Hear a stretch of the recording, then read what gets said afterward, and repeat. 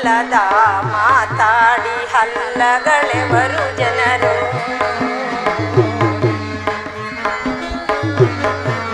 ಸಲ್ಲದ ಮಾತಾಡಿ ಹಲ್ಲಗಳೆವರು ಜನರು.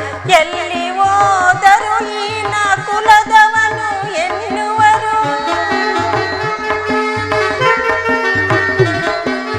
ಎಲ್ಲಿ ಹೋದರು ಈನ ಕುಲದವನು ಎನ್ನುವರು. ಹಿಂದೇಕೆ ಈ ಮೌನ ಕೊಡು ತಂದೆ ಕುಲಮಾನ. ಹಿಂದೇಕೆ ಈ ಮೌನ ಕೊಡು ತಂದೆ ಕುಲಮಾನ.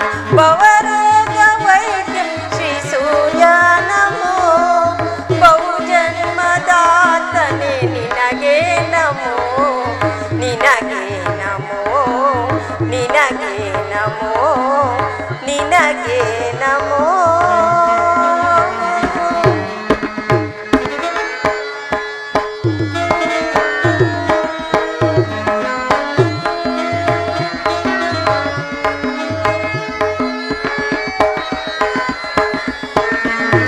ಬಲ್ಲವನು ನೀನಾಗಿ ಎಲ್ಲವನು ತಿಳಿದಿರುವೆ. ಬಲ್ಲವನು ನೀನಾಗಿ ಎಲ್ಲವನು ತಿಳಿದಿರು. ಕೊಲ್ಲದಿರು ಕುಲದಲ್ಲಿ ನೊಂದಿಯೇನು ಬಾಳಿನಲ್ಲಿ. ಕೊಲ್ಲದಿರು ಕುಲದಲ್ಲಿ ನೊಂದಿಯೇನು ನೋವಿನಲ್ಲಿ. ತಲೆ ಇಡುವೆ ಪಾದದಲ್ಲಿ ಕುಲ ತಿಳಿಸು ಕರುಣದಲ್ಲಿ. ತಲೆ ಇಡುವೆ ಪಾದದಲ್ಲಿ ಕುಲ ತಿಳಿಸು ಕರುಣದ. ಭವರೋಗ ವೈದ್ಯ ಶ್ರೀ ಸೂರ್ಯ ನಮೋ. ಬಹುಜನ್ಮದಾತನೇ ನಿನಗೆ ನಮೋ. ನಿನಗೆ ನಮೋ ನಿನಗೆ ನಮೋ ನಿನಗೆ ನಮೋ.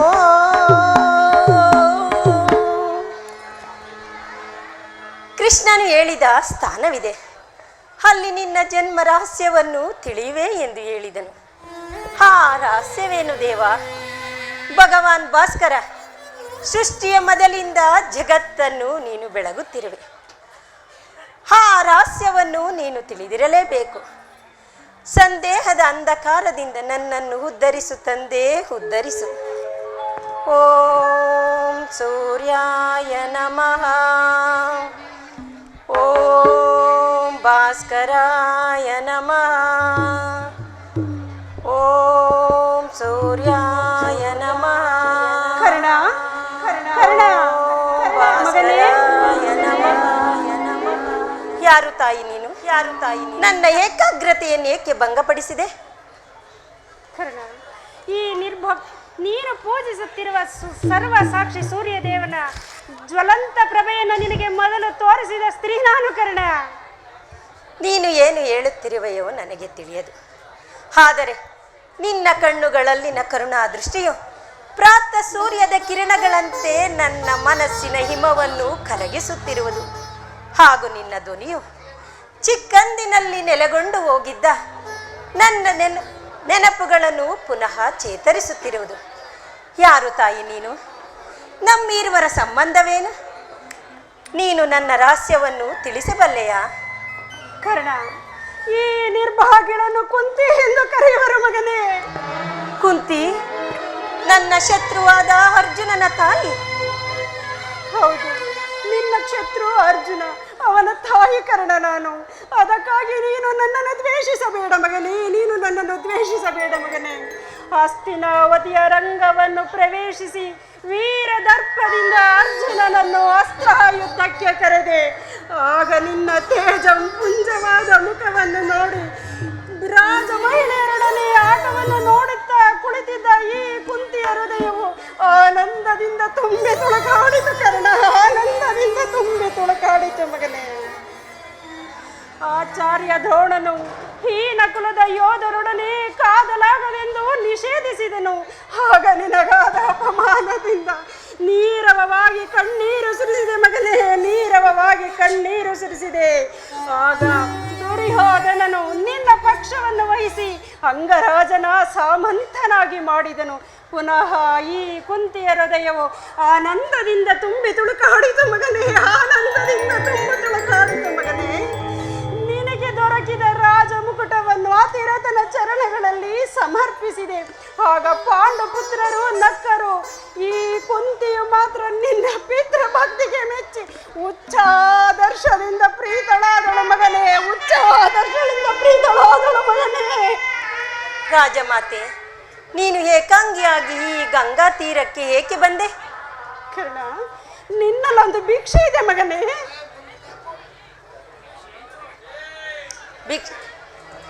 ನಿನ್ನ ಅಭಿಷ್ಟವೇನು ತಾಯಿ? ಕ್ಷಾತ್ರ ಧರ್ಮಕ್ಕೆ ವಿರುದ್ಧವಲ್ಲದ ಏನನ್ನಾದರೂ ಕೇಳು, ಆನಂದದಿಂದ ನಿನ್ನ ಹಡಿದ ವರಗಳಲ್ಲಿ ಅರ್ಪಿಸುವೆನು. ಕರ್ಣ, ನಿನ್ನನ್ನು ಕರೆದುಕೊಂಡು ಹೋಗಲು ಬಂದಿರುವೆನು ಮಗನೇ. ನನ್ನನ್ನು ಕರೆದುಕೊಂಡು ಹೋಗುವುದು ಎಲ್ಲಿಗೆ ತಾಯಿ? ಕರ್ಣ, ನನ್ನ ಹೃದಯ ಪೀಠಕ್ಕೆ ಮಗು, ನನ್ನ ಹೃದಯವು ನಿನ್ನ ಪ್ರೀತಿಗಾಗಿ ಹಾರೈಸುತ್ತಿರುವುದು ಕರ್ಣ, ಹಾರೈಸುತ್ತಿರುವುದು ಮಗನೇ. 5 ಜನ ವೀರ ಪುತ್ರರನ್ನು ಪಡೆದ ಭಾಗ್ಯವತಿ ಜನನಿ ನಿನ್ನ ಹೃದಯದಲ್ಲಿ ಈ ನಕುಲ ಸೂತ ಪುತ್ರ ಕರ್ಣನಿಗೆ ಸ್ಥಾನವಿರುವುದೇ? ಕಂದ, ಆ 5 ಜನ ಪುತ್ರರಲ್ಲಿ ನೀನು ಮೊದಲನೆಯನು ಕಂದ, ಮೊದಲನೆಯ ಸ್ಥಾನ ಕಂದ. ಆದರೆ ಯಾವ ಅಧಿಕಾರದಿಂದ ಯಾವ ಅಧಿಕಾರದಿಂದ ಈ ಸ್ಥಾನವನ್ನು ಹೊಂದುವೆನು? ಕರ್ಣ, ನಿನ್ನ ಜನ್ಮದ ಅಧಿಕಾರ ಬಲದಿಂದ ಕರ್ಣ.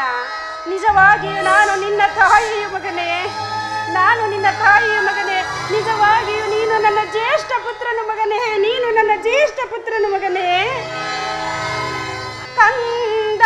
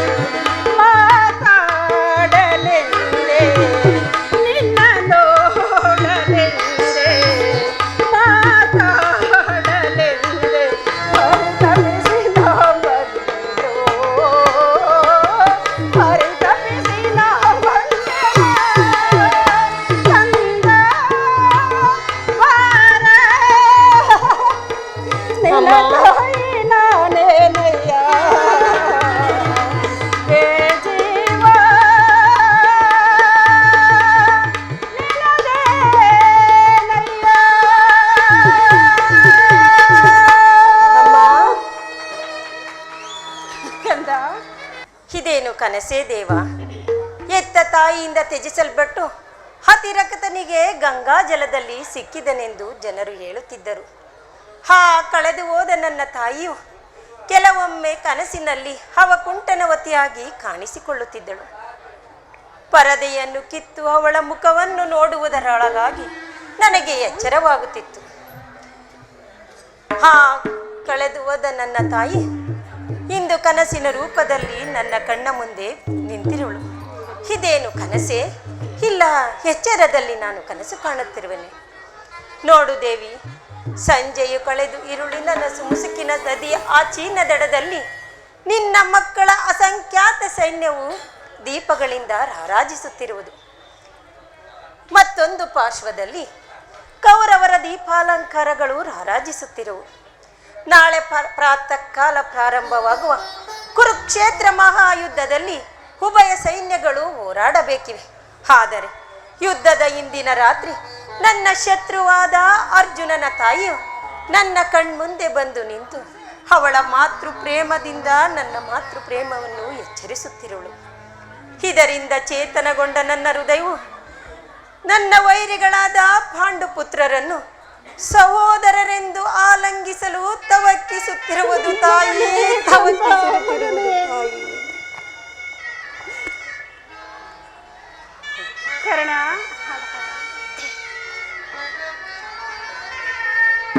ಬಹುದಿನದ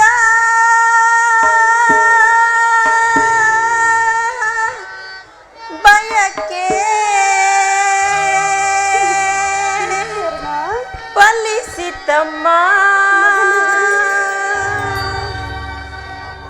ಬಯಸಿದ ದರ್ಶನವು ದೊರಕಿತಮ್ಮ,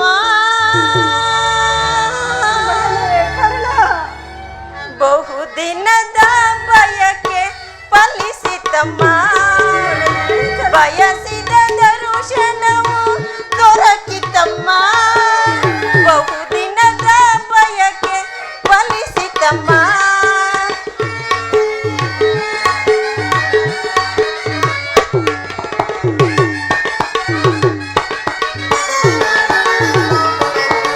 ಕರುಣೆಯ ತೋರದೆ ಕುವರನ ಪೊರದೆ ಅಮ್ಮ, ಕರುಣೆಯ ತೋರದೆ ಕುವರನ ಪೊರೆದೆ, ಎಂದಿಗೆ ಈ ಋಣವ ತೀರಿಸಲಮ್ಮ, ಎಂದಿಗೆ ಈ ಋಣವ ತೀರಿಸಲಮ್ಮ. ಜನಿಸಿದ ಮರುಕ್ಷಣವೇ ಜಲಕ್ಕೆ ಸೆದೆಯಂತೆ ಅಮ್ಮ,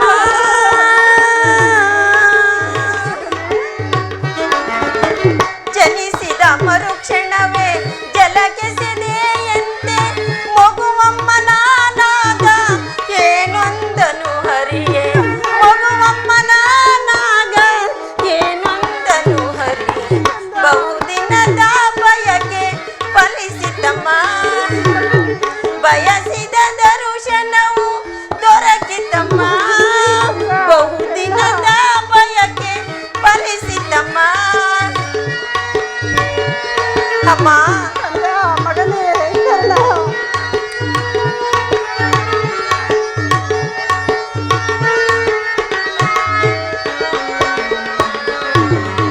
ನಾ ಮಾಡಿದ ಪರಾಧವೇನದು ತಾಯೇ, ಅಮ್ಮ, ನಾ ಮಾಡಿದ ಪರಾಧವೇನದು ತಾಯೇ, ಅಕ್ಷಮ್ಯವೆನಿಸಿ ಜೀವವ ತೊರೆದೆ, ಅಕ್ಷಮ್ಯವೆನಿಸಿ ಜೀವವ ತೊರೆದೆ, ಮಗನೆಂಬ ಮಮಕಾರ ಏಕಿಲ್ಲ ತಾಯೇ,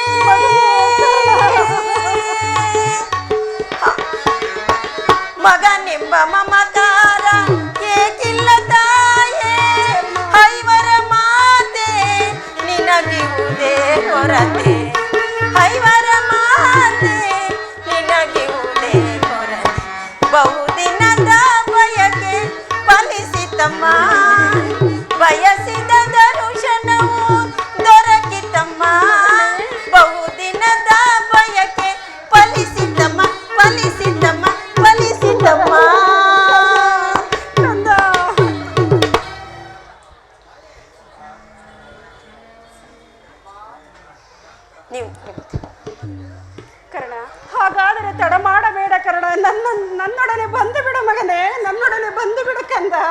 ಸೂಜಿಗಲ್ಲನ್ನು ಕಂಡ ಕಬ್ಬಿಣದ ತುಂಡಿನಂತೆ ನಿನ್ನ ಆತ್ಮವು ನನ್ನನ್ನು ನಿನ್ನ ಕಡೆ ಸೆಳೆಯುತ್ತಿರುವುದು. ಆನಂದದಿಂದ ನಿನ್ನ ಜೊತೆಗೆ ಬರುವೆನು. ಆದರೆ ನನ್ನನ್ನು ಎಲ್ಲಿಗೆ ಕರೆದುಕೊಂಡು ಹೋಗುವೆ ತಾಯಿ? ಮಗನೇ ಕರ್ಣ, ನದಿಯ ಆಚೀನ ದಡಕ್ಕೆ ಕರ್ಣ, ಪಾಂಡವರ ಶಿಬಿರದ ದೀಪಗಳು ನಮ್ಮನ್ನು ಕರೆಯುತ್ತಿರುವು ಕಂದ, ಕರೆಯುತ್ತಿರುವು ಮಗನೇ.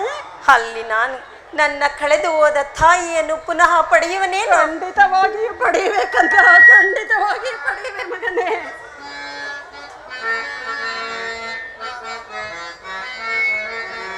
ಜನ್ಮದಾತೆ ಪರಮ ಪುನೀತೆ ಹೃದಯದ ಮನ ದೇವತೆ ಮಾತೆ, ಹೃದಯದ ಮನ ದೇವತೆ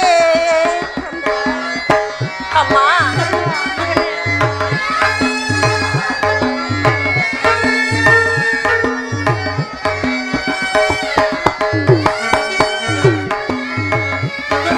ಅಮ್ಮ ಕಂದ ಕರ್ಣ,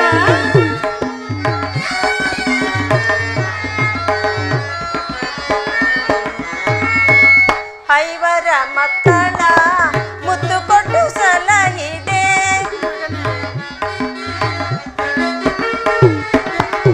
ಐವರ ಮಕ್ಕಳ ಮುತ್ತು ಕೊಟ್ಟು ಸಲಹಿದೆ, ಕರುಳಿನ ಕಂದನ ನದಿಯೊಳು ನೂಕಿದೆ ಅಮ್ಮ. ಕರುಳಿನ ಕಂದನ ನದಿಯೊಳು ನೂಕಿದೆ, ಈ ಅಪಮಾನದ ಹೊರೆಯನು ಒತ್ತೆ,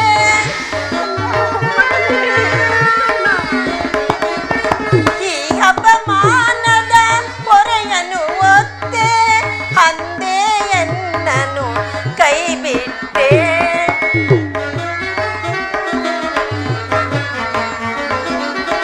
ಅಂದೇ ಎನ್ನನು ಕೈ ಬಿಟ್ಟೆ. ಜನ್ಮದಾತೆ ಪರಮ ಪುನೀತೆ ಹೃದಯದ ಮನ ದೇವತೆ ಮಾತೆ, ಹೃದಯದ ಮನ ದೇವತೆ ಅಮ್ಮ.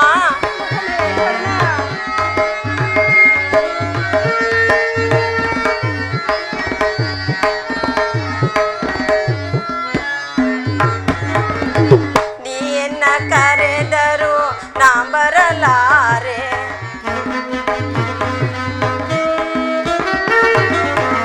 ನೀನ್ನ ಕರೆದರು ನಾ ಬರಲಾರೆ, ಮಿತ್ರ ಸುಯೋಧನನ ಕೈ ಬಿಡಲಾರೆ ಅಮ್ಮ. ಮಿತ್ರ ಸುಯೋಧನನ ಕೈ ಬಿಡಲಾರೆ, ವೈರಿ ಪಾರ್ಥನ ಶಿರವ ಉಳಿಸಲಾರೆ ಅಮ್ಮ. ವೈರಿ ಪಾರ್ಥನ ಶಿರವ ಉಳಿಸಲಾರೆ, ಎಂದಿಗೂ ನಿನ್ನೊಡನೆ ನಾ ಬರಲಾರೆ,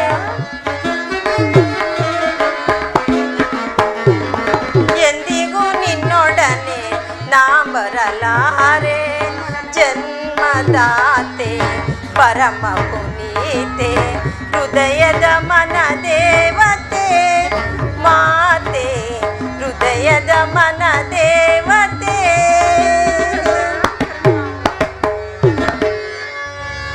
ಹಾಗಾದರೆ ನನ್ನನ್ನು ತ್ಯಜಿಸಿದ್ದೇಕೆ ತಾಯಿ? ಪಾಂಡವಂಶದ ಮಹಾವೃಕ್ಷದಿಂದ ನನ್ನನ್ನು ಕಿತ್ತು ಬಿಸಡಿ ಅಪಮಾನದ ವಿರುದ್ಧ ಕ್ಷೇತ್ರದಲ್ಲಿ ಬಿಟ್ಟೇಕೆ ತಾಯಿ? ಕರ್ಣಾರ್ಜುನರ ಸ್ನೇಹ ಸಂಬಂಧವನ್ನು ನಾಶ ಮಾಡಿ ಅವರೀರ್ವರ ಮಧ್ಯೆ ದ್ವೇಷದ ಕಮರಿಕೆಯನ್ನೇಕೆ ಸೃಷ್ಟಿಸಿದೆ ತಾಯಿ? ಏಕೆ ಮಾತಾಡುವುದಿಲ್ಲವೇ? ಈ ನಿನ್ನ ಮೌನವು ಭೂಮಿಯನ್ನು ಆವರಿಸಿರುವಂತೆ ನಿನ್ನ ಲಜ್ಜೆಯು ನನ್ನ ಜೀವನವನ್ನು ಅಂಧಕರಮಯನ್ನಾಗಿ ಮಾಡಿದೆ ತಾಯಿ. ನೀನು ನನ್ನ ಪ್ರಶ್ನೆಗೆ ಉತ್ತರ ಕೊಡುವುದಿಲ್ಲವೇ? ನನ್ನ ಪ್ರಶ್ನೆಯು ನಿರುತ್ತರವಾಗಿಯೇ ಉಳಿಯಲಿ ಬಿಡು. ಆದರೆ ನೀನು ನಿನ್ನ ಕೈಯಾರೆ ನಾಶ ಮಾಡಿದ ಆ ಸ್ವರ್ಗಕ್ಕೆ ನನ್ನನ್ನು ಪುನಃ ಏಕೆ ಕರೆದುಕೊಂಡು ಹೋಗಲು ಬಂದೆ? ಏಕೆ ಕರೆದುಕೊಂಡು ಹೋಗಲು ಬಂದೆ ತಾಯಿ?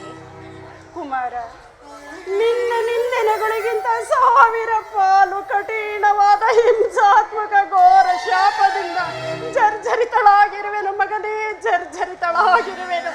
5 ಜನ ಮಕ್ಕಳನ್ನು ಹೊಂದಿಯು ಈ ಕುಂತಿಯ ಹೃದಯವು ಬಂಜೆಯ ಹೃದಯದಂತೆ ನೀರಸ ದುಃಖಮಯ ಮಗನೇ, ನೀರಸ ದುಃಖಮಯ ಮಗನೇ, ನೀರಸ ದುಃಖಮಯ ಮಗನೇ.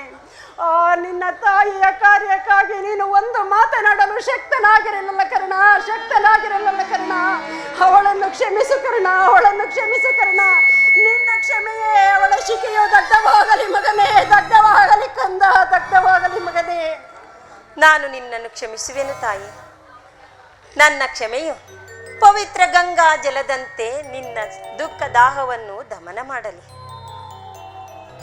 ಕರ್ಣ, ನಾನು ನಿನ್ನನ್ನು ಪುನಃ ಹೊಂದುವ ಆಸೆಯಿಂದ ಬರಲಿಲ್ಲ ಕರ್ಣ.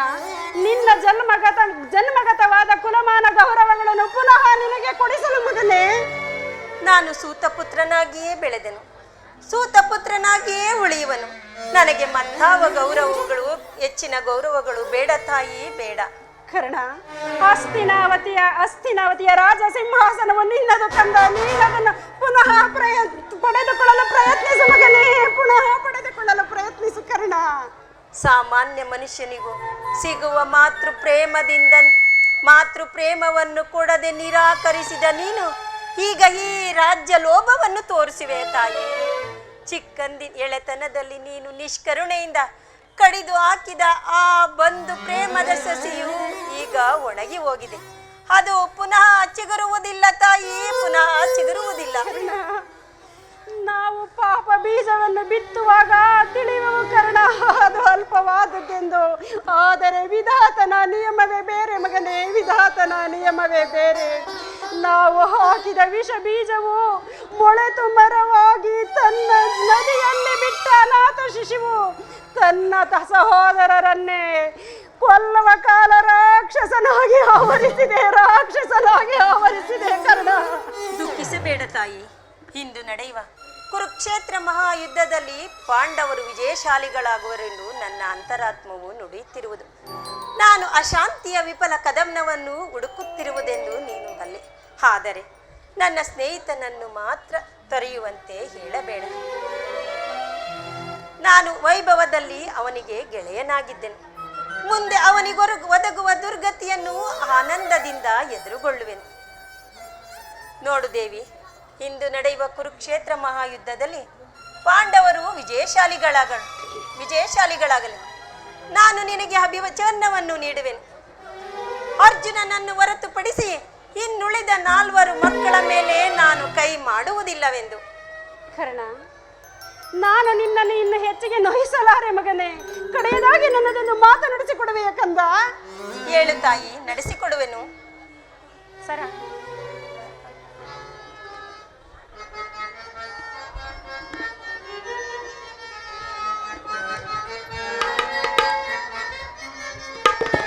ತೊಟ್ಟ ಬಾಳವ ತೊಡುವುದಲೆನುತ,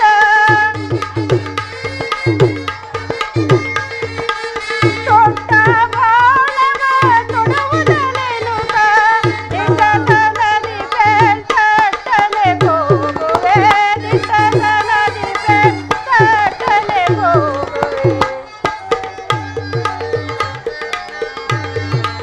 ಕುವರನೆ ಕೇಳೋ ಪರಮದಯಾಳೋ, ಕುವರನೆ ಕೇಳೋ ಪರಮದಯಾಳೋ, ಜಗದೊಳು ನಿನಗೆ ಸರಿ ಸಮರಾರ ಕರ್ಣ.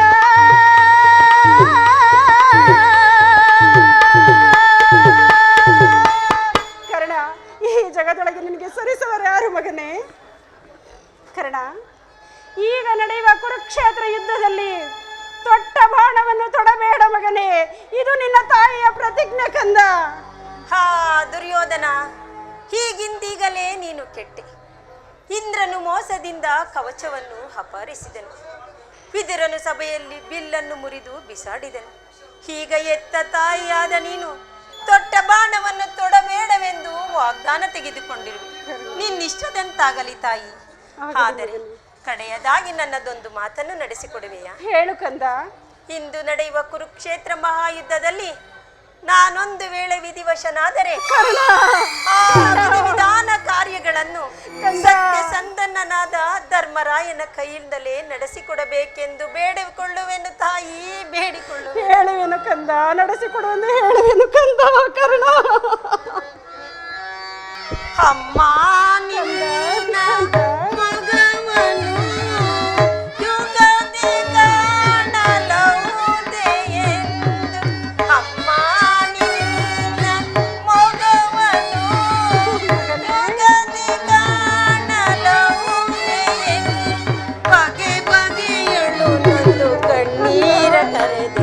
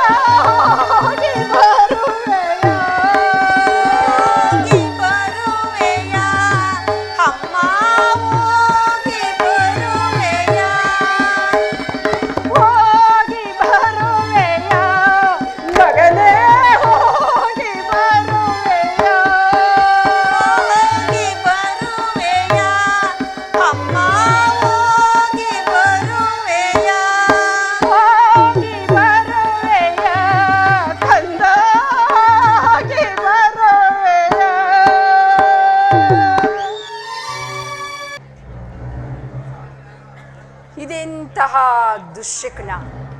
ಪ್ರಾತಃ ಕಾಲದ ಹುದೆ ಗೀತೆಯು ಶ್ರುತಿ ತಪ್ಪಿ ಮೃತ್ಯುವಿನ ಸೂರಿಸುರದಂತೆ ಕೇಳಿ ಬಂತು. ಅದರೊಡನೆ ಹದಗ್ರಸ್ತನಾದ ವೇಣುಹೊಲದಲ್ಲಿ ಕೂಗುತ್ತಿದ್ದ ಗೂಬೆಗಳ ಹಮ್ಮಗಳ ಸರು ಮಳಿತವಾಯಿತು. ಬೆಳಗಿನ ಜಾವದಲ್ಲಿ ಕೂಗುತ್ತಿದ್ದ ಗೂಬೆಗಳ ಹಮ್ಮಗಳ ಸರು ಮಳಿತವಾಯಿತು. ಉದಯೋನ್ಮುಖವಾದ ಪ್ರಾತ ಸೂರ್ಯನನ್ನು ಕಳೆಯುತ್ತಿದ್ದಾಗ ರಕ್ತವರ್ಣವು ಕರಾಳ ಧೂಮಕೇತೊಂದು ಕಣ್ಣು ಮುಂದೆ ನಿಂತಿತು. ನೋಡುತ್ತಿದ್ದ ಹಾಗೆ 1-2 ನಕ್ಷತ್ರಗಳು ಭೂಮಿಗುಳಿದವು. ಇದರ ನಿಮಿತ್ತಗಳ ಅರ್ಥವೇನು? ಇವು ನನ್ನ ಪುತ್ರನಿಗೆ ಯಾವ ವಿಪತ್ತನ್ನು ಸೂಚಿಸುವೋ? ಈ ಕುರುವಂಶದ ಮತ್ಯಾವ ಅನರ್ಥ ಪರಂಪರೆಗಳು ಪ್ರಾಪ್ತವಾಗುವುದು? ಹಾ ವಿಧಾತ, ಈ ಗಾಂಧಾರಿಯ ಲಲಾಟದಲ್ಲಿ ಏನನ್ನು ಬರೆದಿರುವೆ?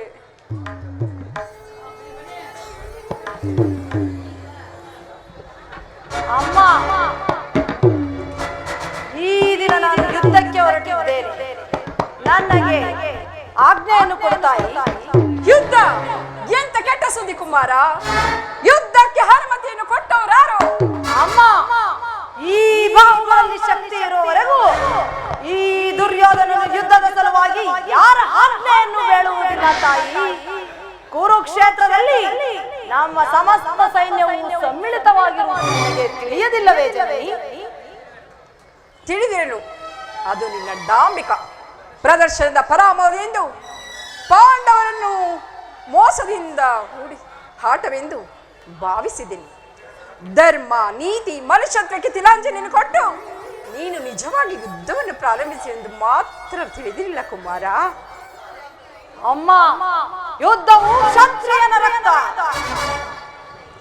ಯುದ್ಧವು ನೀತಿಯ ಪ್ರಳಯ, ಮನುಷ್ಯನ ನಾಶ, ಧರ್ಮದ ಮಹಾವಿಪ್ಲವ ಜಗತ್ತನ್ನು ನಿರ್ಮಿಸಿದೆ. ಆದರೆ ವಿಧಾತನು ಯುದ್ಧವನ್ನು ನಿರ್ಮಿಸಲಿಲ್ಲ ಕುಮಾರ. ಅಸೂಯಾಂಧನಾದ ಮಾನವನು ಉಲಸಿದ ಚಿತ್ತದಿಂದ ಕಡೆದು ತೆಗೆದ ಕಾಲಕೂಟವದು. ಪರರು ಆತ್ಮೀಯರು ಎಂಬ ಭೇದವಿಲ್ಲದೆ ತಮ್ಮ ಕರಾಳ ಉದರದಲ್ಲಿ ಮುಚ್ಚಿಟ್ಟುಕೊಂಡು ನಾಮಶೇಷವಾಗಿ ಮಾಡುವುದು. ನೀನು ಈ ಯುದ್ಧದ ಚಿಂತೆಯನ್ನು ಬಿಡು, ಪಾಂಡವರೊಡನೆ ಸಂಧಿಗೆ ಸಮ್ಮತಿಸು. ದರಿದ್ರ ಭಿಕ್ಷಕೆಯಂತೆ ನಿನ್ನ ಗೃಹದ್ವಾರದಲ್ಲಿ ಕೈ ಜೋಡಿಸಿ ನಿಂತಿರುವ ಶಾಂತಿ ದೇವಿಯನ್ನು ನಿರಾಕರಿಸಿ ಘೋರ ಯುದ್ಧಕ್ಕೆ ಆಹ್ವಾನ ಕೊಡಬೇಡ ಕುಮಾರ. ಅಮ್ಮ, ಈ ಅಪೌರುಷ ವಾಕ್ಯಗಳನ್ನು ಕೇಳಿ ಕೇಳಿ ನಾನು ಬೇಸತ್ತಿರುವೆ. 100 ಜನ ವೀರ ಪುತ್ರರನ್ನು ಎತ್ತ ವೀರ ಮಾತೆ ಒಂದಲ್ಪ ಯುದ್ಧದ ಸಲುವಾಗಿ ಇಷ್ಟೊಂದು ಕಾತುರಳಾಗಿರುವೆ ಜನನಿ. ಯುದ್ಧವು ಕ್ಷತ್ರಿಯನ ಧರ್ಮ. ನಾನು ಆ ಧರ್ಮವನ್ನೇ ಪಾಲಿಸುವೆನು. ನನಗೆ ಅನುಜ್ಞೆಯನ್ನು ಕೊಡುತ್ತಾಯಿ. ನನ್ನಿಂದ ಆಶೀರ್ವಾದ ಹೊಂದಲಾರೆ ಕುಮಾರ. ತಮ್ಮ ಸರ್ವಸ್ವವನ್ನು ತ್ಯಾಗ ಮಾಡಿ ಆತ್ಮವನ್ನು ಬಲಿಗೊಡುವುದು. ಧರ್ಮವು ಒಂದು ಪವಿತ್ರವಾದ ಸ್ಥಾನ. ಅದು ಲೋಪದ ಜೀವಂತ ನರಕವಲ್ಲ. ಲೋಪಗ್ರಸ್ತನಾದ ಪಾಂಡವರನ್ನು ನಾನಾ ರೀತಿಯಲ್ಲಿ ಹಿಂಸಿಸಿ ಮೋಸದಿಂದ ರಾಜ್ಯವನ್ನೇ ಅಪಹರಿಸಿದೆ. ತುಂಬಿದ ರಾಜ್ಯಸಭೆಯಲ್ಲಿ ದ್ರೌಪದಿಯ ಮಾನಭಂಗಕ್ಕೆ ಪ್ರಯತ್ನಿಸಿ ಸ್ತ್ರೀಜಾತಿಯ ಮಹತ್ವವನ್ನೇ ಕಾಲಿಂದ ತುಳಿದೆ. ಸ್ತ್ರೀಯರಿಂದಲೇ ಜನಿಸಿ ಸ್ತ್ರೀಯರಿಂದಲೇ ಪಾಲಿತನಾಗಿ ಸ್ತ್ರೀಯರಿಂದ ಕೊನೆಗೂ ಸಹಜ ಸಿದ್ಧನಾಗಿ ಸ್ಮಶಾನವನ್ನು ನಿರಾಕರಿಸಿದೆ. ನಿನ್ನಂತ ಲೋಭಿಯು, ದೂತನು, ನೀಚಶಯನು ಧರ್ಮದ ರಹಸ್ಯವನ್ನು ತಿಳಿಯುವುದು ಹೇಗೆ ಸಾಧ್ಯ? ಕುಮಾರ, ಧರ್ಮದ ರಹಸ್ಯವನ್ನು ತಿಳಿಯುವ ಇಚ್ಛೆ ನಿನಗಿದ್ದರೆ ನನ್ನಿಂದ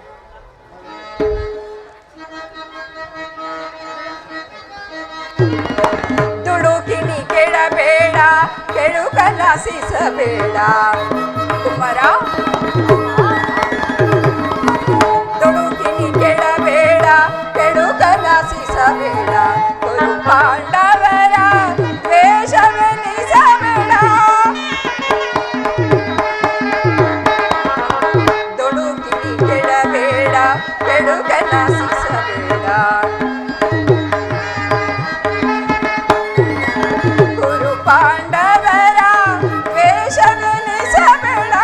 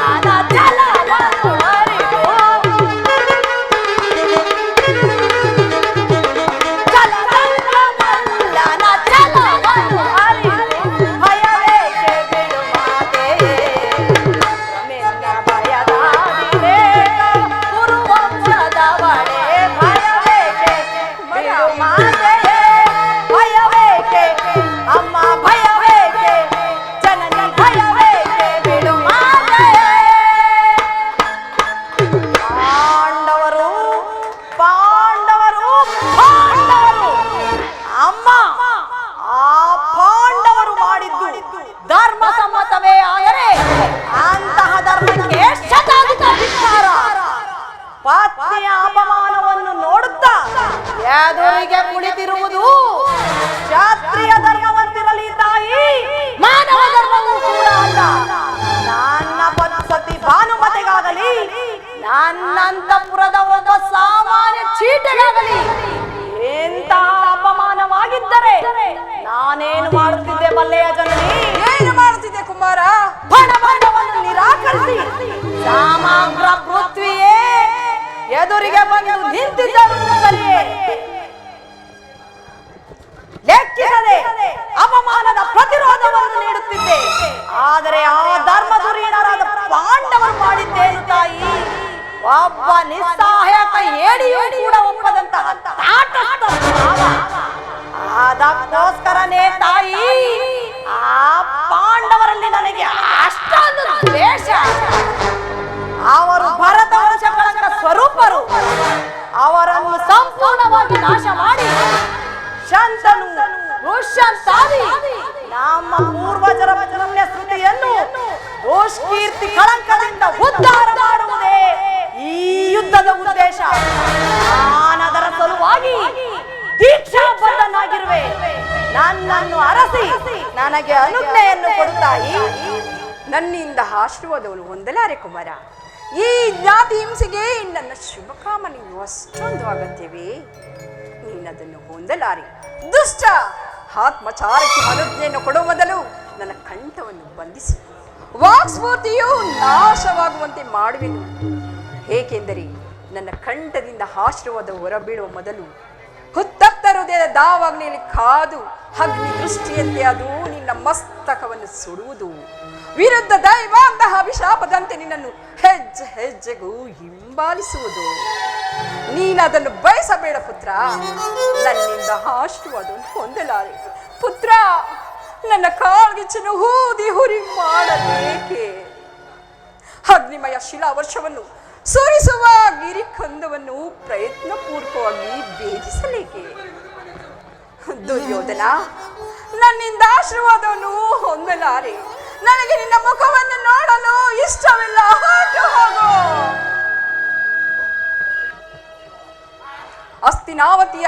ಅಸ್ತಿನಾವತಿಯ ಸಿಂಹಾಸನವು ರಕ್ತದ ಮಡುವಿನಲ್ಲಿ ಮುಳುಗುವುದು. ಅಸ್ತಿನಾವತಿಯಲ್ಲಿ ಹರಿಯುತ್ತಿರುವ ಪವಿತ್ರವಾದ ಗಂಗಾ ನದಿಯು ಕಣ್ಣೀರ ಕಾಲುವೆಯಾಗಿ ಹರಿಯುವುದು. ಭಾರತೀಯ ಸುಮಂಗಳರು ತಮ್ಮ ಮಂಗಳ ಸೂತ್ರವನ್ನು ಕೈಲಿಡಿದು ನಿಲ್ಲಬೇಕಾಗುವುದು. ನೀನೇನು ಮಾನವನೋ ಅಥವಾ ದಾನವನೋ? ಅಮ್ಮ, ನಾನು ಮಾನವನಲ್ಲ, ಮಾನವ ರೂಪದ ದುರ್ಮಾನವ. ಅಮ್ಮ, ನೀನಿನ್ನು ಪ್ರಕೃತಸ್ಥಳಾಗಿಲ್ಲ. ನಾನು ನಿನ್ನನ್ನು ಪುನಃ ನೋಡುವೆನು.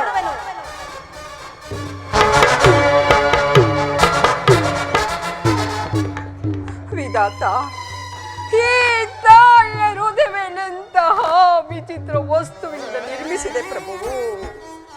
ನನ್ನ 100 ಜನ ಮಕ್ಕಳಲ್ಲಿ ಇವನ ತುಂಬಾ ಪ್ರೀತಿ ವಾತ್ಸಲ್ಯ ಮಮತೆಯಿಂದ ಸಾಕಿದೆನು.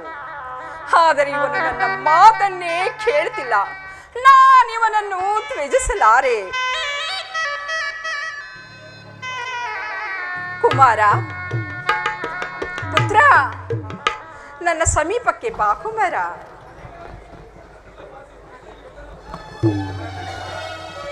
ಅಮ್ಮ, ಪುನಃ ಬಂದಿರುವೆನು. ನನ್ನನ್ನು ಅರಸಿ ನನಗೆ ಅನುಜ್ಞೆಯನ್ನು ಕೊಡುತ್ತಾಯಿ.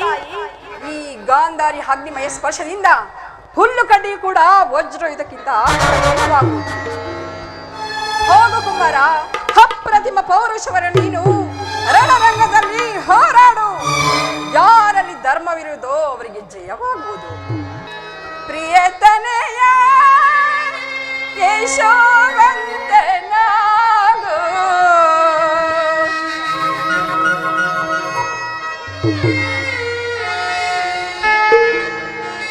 ಪ್ರಿಯತನೆಯ ಯಶೋವಂತನಾಗು. ಪ್ರಿಯತನೆಯ ಯಶೋವಂತನಾಗು.